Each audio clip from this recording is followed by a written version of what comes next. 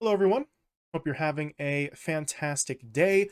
My name's Kmart, and I want to talk about some basketball. And today we have part two of our sort of series here of how every team can win the NBA Finals this year.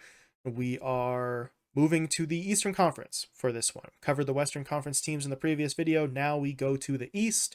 So we'll go through every team in the conference and see what scenario would have to play out for them to have a shot at winning the finals.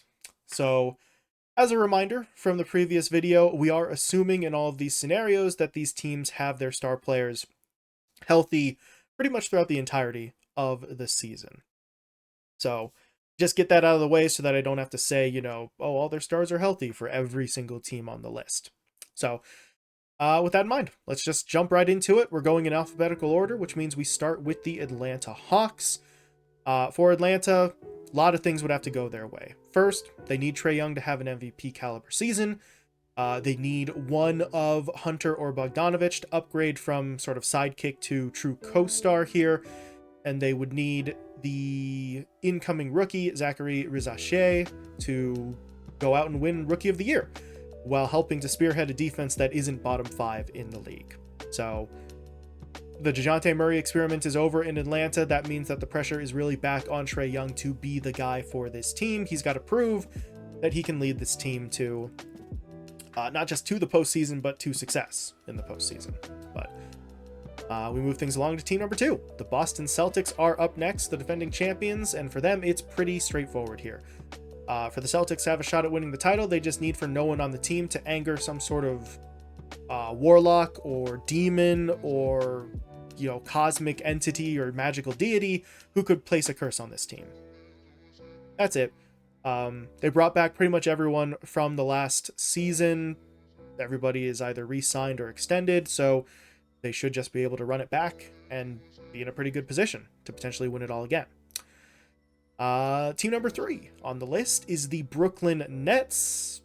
It would take a lot for Brooklyn to do anything here. Basically, Cam Thomas, Cameron Johnson, and Nick Claxton all have to suddenly transform into first ballot Hall of Famers, and Ben Simmons would need to pull off the greatest, most anime-inspired redemption arc known to man and come back and help lead this team to a championship. It's really not going to happen. It's a technical, if this happened, yes, they could do it. But the Nets really don't have any hope for this season. Their goal is to get themselves into a good position for the draft in terms of their pick and to get out from under some expiring contracts like Ben Simmons, for example, and Bogdanovich's contract as well, I believe, expires this year. So it's pretty much a lost season already for Brooklyn. Technically speaking, though, there is some sort of miracle that could play out. Speaking of miracles, we move to the Charlotte Hornets, a team that would basically need for a miracle to happen for them. They would need LaMelo Ball to put together an MVP campaign. They would need Brandon Miller to improve upon a very impressive rookie season and somehow win Most Improved Player. They would need Miles Bridges to not get in any trouble off the court and continue to average 20 plus points per game. All 3 of those guys that I just mentioned would need to basically make the All-Star team.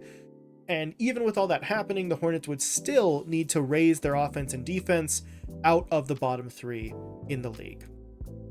So that's where the Hornets are at right now. On paper, they've got a lot of talent. It's just between injuries, bad decisions, and just general bad play, none of that's come together for them. They're still one of the teams near the bottom of the league here. So technically speaking, that could change. It's possible, but unlikely. Speaking of possible but unlikely, we move to the next team on the list here, the Chicago Bulls. A whole list of stuff that needs to go well for Chicago. Zach LaVine has to turn all of the noise and the discussion and the criticisms regarding trading him in this offseason, and well, more than just the offseason, really the last 2 years, and use that to fuel an MVP campaign for himself. Kobe White has to get so pissed off about finishing second in Most Improved Player voting last year that he comes out and just kind of locks it down this year. And they need for Josh Giddey to basically go the same route that James Harden did in the past, where you leave Oklahoma City and you instantly become an all-star on your new team. Harden did it going to Houston. Giddey would need to do it coming into Chicago. So, as I said, another unlikely one, but technically speaking, if that all happened, we'd look at the Bulls as maybe a contending team. But we move along to a team with slightly more realistic aspirations here in the form of the Cleveland Cavaliers. For the Cavs to have a shot at the title this year, they need for their front office's run-it-back mentality or strategy here to be vindicated. They need for that decision to be proven as the correct course for them. Cleveland fell short of where they wanted to be in last year's playoffs, but their thought process was, we had guys hurt, we had rotations that had to constantly be shifted in the regular season. The idea here is that if everyone comes back and is healthy, they're going to be more stable, they're going to be stronger, and they're going to get deeper into the playoffs as a result. The logic makes sense, it's just a matter of whether it's actually the correct call or not. So we will have to see. But a quick sort of turnaround here as we get to the Detroit Pistons. This one's easy. For the Pistons to win the finals, every other team in the league has to quit. I know I used that same scenario in the previous video talking about Portland, and for Detroit, it really is kind of a similar scenario here. Much like the Trailblazers, the Pistons do have talent on their roster, even outside of just Cade Cunningham, but nothing is even remotely close to being fully in place yet, right? The Pistons have talent, but they're not sure really what the lineup that's going to bring them out of this tanking phase is going to look like. They're just kind of throwing a bunch of stuff at the wall right now to see what sticks. So the Pistons basically have no shot. This is going to be another season where they try to figure things out, but while they do so, they're going to be bad. But that moves us along to the next team on the list, the Indiana Pacers. For the Pacers to have a shot at the title, they need for this team to basically be more comfortable and more stable, having everybody back and signed long term. Basically needs to give the Pacers the security and comfort they need to somehow improve upon last year's number one offense and make it even better, right? The Pacers did go out and really lock down a lot of guys whose futures were maybe in question here. Siakam's obviously the big one, as they got him signed long term, but guys like Nembhard, guys like McConnell, guys like Toppin were also either re-signed or extended. The Pacers also stand to get Benedict Mathurin back from his injury. So realistically speaking, all of that comes together to create a team that should be very, very confident in their ability to compete. They were the number one offense in the league last season. Improving on that's going to be pretty hard just because of how strong they were, but with no more questions about people's long-term futures here, the idea is that the Pacers can focus entirely on making that improvement. Moving things along here, next squad up is the Miami Heat. The Heat need a couple of things to go their way. First and foremost, they need to maintain their strong defensive effort.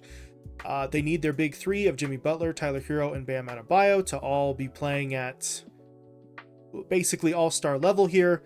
And they need for Terry Rozier to prove that he can match the production that he had in his half season in Charlotte and the second half in Miami over the course of an entire season for the Heat, right?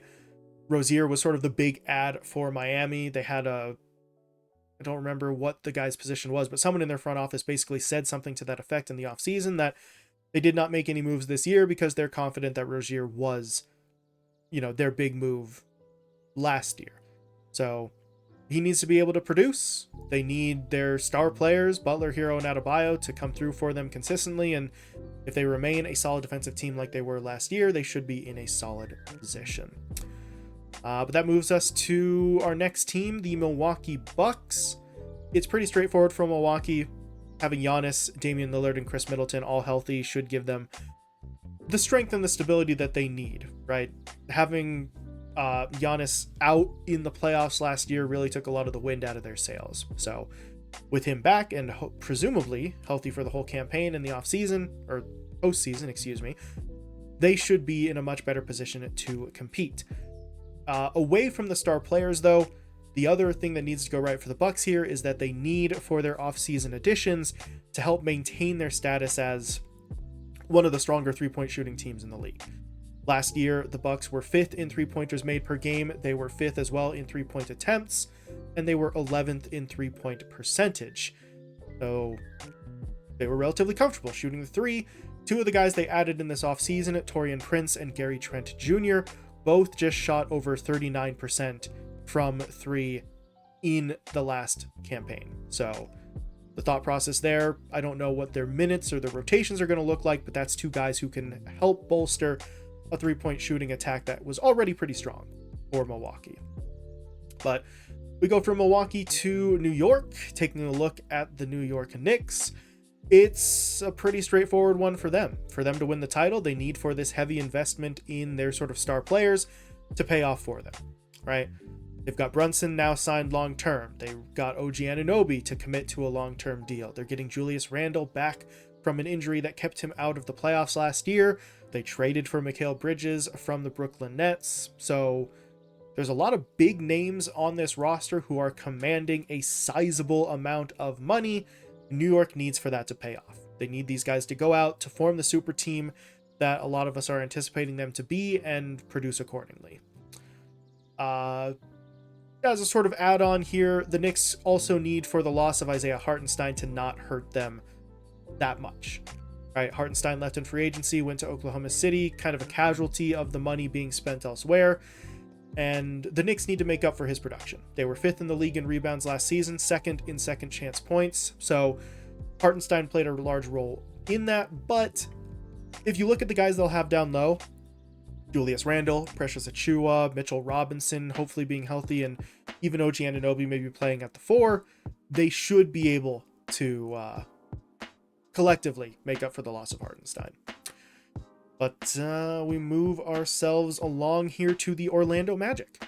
For Orlando to have a shot, they need for Paolo Banchero and Franz Wagner to both have all-star level seasons, and they need for the addition of Kentavious Caldwell-Pope to dramatically improve some pretty abysmal three-point shooting for them. Orlando intentionally played at a slower sort of pace offensively to give their defense a little bit more time to shine. It worked out on the defensive front. Orlando was 2nd in the league in defensive rating last year, but the offense was pretty bad. They were slow, they did not have a lot of volume, and their three-point shooting was among the worst in the league. 30th in the league in three-pointers made per game, 29th in the league in three-pointers attempted, and 24th in three-point percentage. So you go out and sign a guy like Kentavious Caldwell-Pope for a reason. He's been considered a steady hand in terms of his outside shooting. Orlando needs that to be the case here.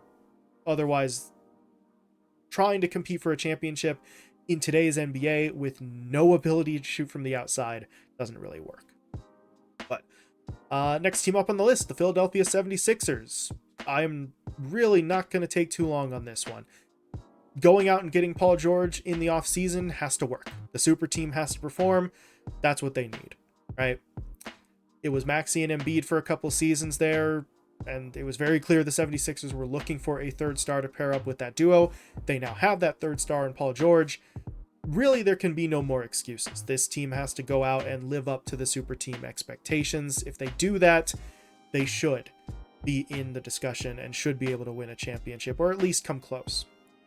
But we'll very quickly move on to our penultimate team on the list, the Toronto Raptors.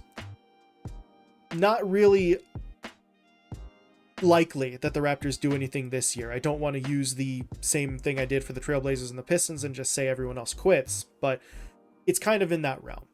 For the Raptors to have a shot at winning a title this year, RJ Barrett, Emmanuel Quickley, and Scotty Barnes all have to basically be all-star level players. They would also need for pretty much all of their young guys who are currently developing to massively improve overnight and be ready to go right this second, right? The Raptors are very young. You take a look at some of their guys, right? Barrett, Quickley, Barnes, Grady Dick, Agbaji as well. Played for them a little bit last year. All of these guys, as of right now, are, I think, 25 or under, somewhere in that realm. So they're young. They're still developing, right? Grady Dick was coming off of his rookie season, or is coming off of his rookie season now. So they've got time to develop, but if the Raptors were going to win a title, that development would need to be instant, right? All of these guys who are still in that 25 and younger age range would suddenly have to be ready to go and ready to play massive and consistent roles for this team overnight. So it's almost impossible, but technically speaking, there is a scenario there. And that's kind of the way that we're looking at things for the final team on our list as well, the Washington Wizards. Their odds of actually doing anything are exceedingly low, but technically there could be a path here. Kyle Kuzma and Jordan Poole would need to combine to average at least 60 points per game. Alex Sarr would need to basically be mentored by Jonas Valanciunas, the veteran big man that the Wizards picked up in the offseason. He would need to just absorb knowledge from Valanciunas like a sponge and win Rookie of the Year in a landslide as revenge for not being the first overall pick. And it certainly wouldn't hurt if the Wizards front office stopped trading away some of their young talented guys, right? You take a look at the last 12 months or so, the Wizards sent Daniel Gafford off to Dallas. He helps the Mavericks make a run to the finals. They just traded a couple months back Denny Avdia to the Trailblazers for the expiring contract of Malcolm Brogdon. Of course, all of those moves make sense for the Wizards as they stand, a team that is basically tanking. But if the Wizards were to have any shot whatsoever at competing for a championship, you really wouldn't be allowed to do that, right? To just trade away some of your guys right now for assets. But as I said, it's basically impossible here for the Wizards, but I did want to have some sort of scenario lined up here, even if it is wildly unlikely to happen. But that's all I got. That is every Eastern Conference team, and technically speaking, how they could win the NBA Finals. I know a lot of these were a reach, but that is kind of the state of the Eastern Conference right now. You've got somewhere in the realm of maybe 4 to 6 teams who are competing, and everyone else is kind of just either in limbo or outright tanking.